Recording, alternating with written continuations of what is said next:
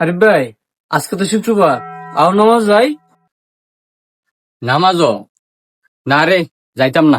শুক্রবারের নামাজ মেলা বড় জায়গা, মেলা সময় লাগে, তা ভালো লাগে না, না যাইতাম না, তোরা জিজ্ঞা। আচ্ছা তাহলে তাকো আজান দিব, গিয়া গোসল দিয়ে রেডি হই নামাজ যাইতে হইব।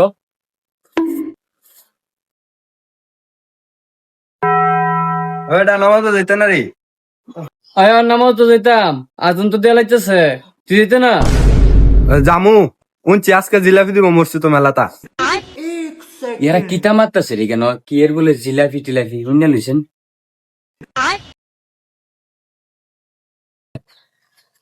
হালো হুতা জিলাপি তো না, আমরা বাসকে বিরিয়ানিও দিব।